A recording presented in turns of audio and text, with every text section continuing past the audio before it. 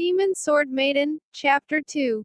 Under the dim light of the moon, a young lady with snow-white skin lightly leaned against a thick wooden pillar. The breath she exhaled was white. Her round butt was pressing against the foot of the pillar. Her sensual body shape was outlined by her tight clothing. I can finally stretch my back and relax my shoulders. Lily put away the parasol.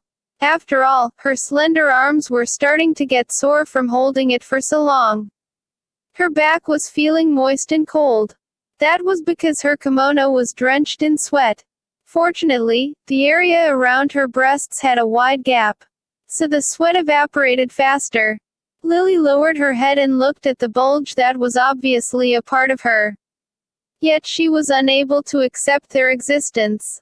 The bulge was blocking her line of sight, and Lily suddenly solved a riddle while looking at her bulge. So it's actually true that in ancient times people don't wear a bra when wearing a kimono. Naturally, Lily was of the firm opinion that this was the other world, and not the distant past. Otherwise, how could those demons and monsters be real? Is this a world where you can come and go as you wish? At the very least, she needs to recall how she got here in the first place. However, Lily just couldn't think of anything. Those two round bulges hidden under her kimono's neckline caused Lily's mind to wander. Should I pull the collar to take a look? Lily had a sudden rush of excitement. She had never seen a girl's body before, let alone a sexy beauty like this. No, just what am I thinking? Lily suddenly shook her head. It's not the time to think about these kind of things. She was still in a precarious situation. Although the night parade of 100 ghosts was already a thing of the past. Click, click. As if to negate Lily's line of thoughts, a weird noise came from overhead. A shadow suddenly fell towards Lily's head. Without any time to think, Lily's body moved by itself and made a spinning somersault. While she was in the air, Lily could clearly see the ground getting closer. She had plenty of time to control her body. She was still in mid-air, as if the time itself had slowed down. This was some kind of dynamic vision ability. It varied from person to person. She couldn't think of anything else once she made a jump. It was impossible to perform this kind of maneuver. Perhaps this was the differences between those who were gifted and those who were not. Lily flipped her body back into upright position in self-defense. She didn't sustain a single scratch and landed safely on the ground. She got up in a hurry and turned around, only to see a wild dog with an ugly man's face. It was standing at her previous location, staring at her with its fierce yellowish eyes. Those eyes seemed to be brimming with strong desire. Mirror. Mirror. That monster actually spoke in human tongue. It was obviously a language Lily had never heard before. Yet she could understand it. Its voice was cold and eerie. Suddenly, two more similar-looking monsters jumped down from the roof and completely surrounded Lily.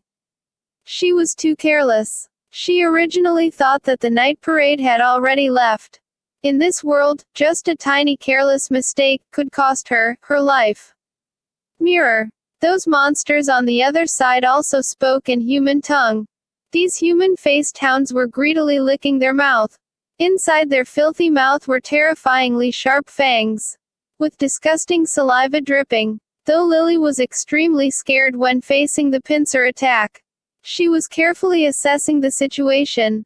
After encountering a supernatural being like Maiden, she was not as flustered when facing these monster hounds. Even if her body was strong and quick, it was still not an easy feat to escape from this narrow alley. They kept drawing closer and closer.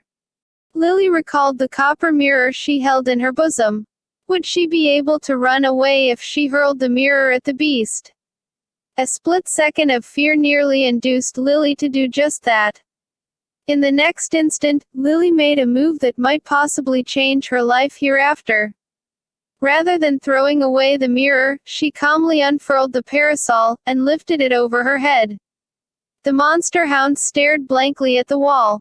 In their eyes, the girl, and the mirror she held in her bosom, were things that were very irresistible to them. And yet both of these alluring things disappeared. All they saw was a white empty wall in front of them.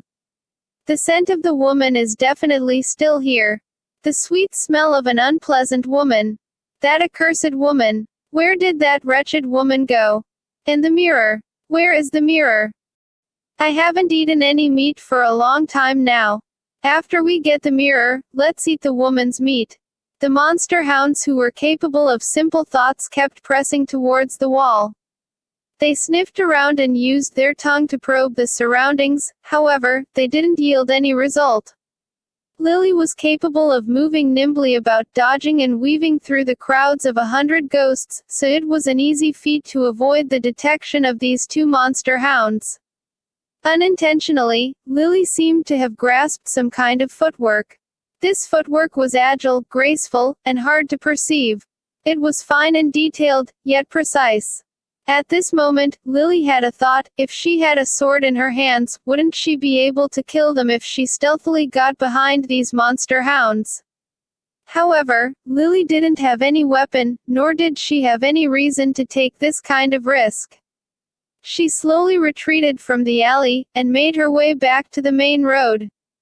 As for those monster hounds in the shadow of the alley, they didn't chase after Lily. It would appear that they didn't dare to get close to the main road. They only wandered around for a while before they vanished in the darkness in their disappointment. Lily moved back under the roof of a courtyard.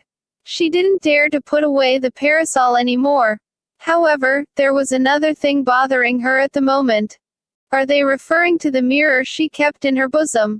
She was thrown into another world without any explanation. Aside from the clothes covering herself, she only possessed two items. One of them was a parasol capable of making herself invisible to the beasts. That was definitely an uncommon item. And the other item was the old copper mirror put away in the sash of her kimono. Lily single-handedly took out the old tarnished mirror from her bosom. The moonlight filtered through the cracks between the roof, and the beam just happened to shine on the mirror. Lily was shocked. The surface of the originally tarnished, and uneven copper mirror suddenly became bright and clean after mixing with the moonlight. Her face was clearly reflected. Senior. Looking at the beauty in the mirror, Lily let slip a scream. That small nose, and those clear eyes! Lily exclaimed in shock. Her white breath brushed against the mirror, and covered it with a thin layer of mist. Lily hastily used her sleeve to rub the mirror, and looked at herself again in disbelief.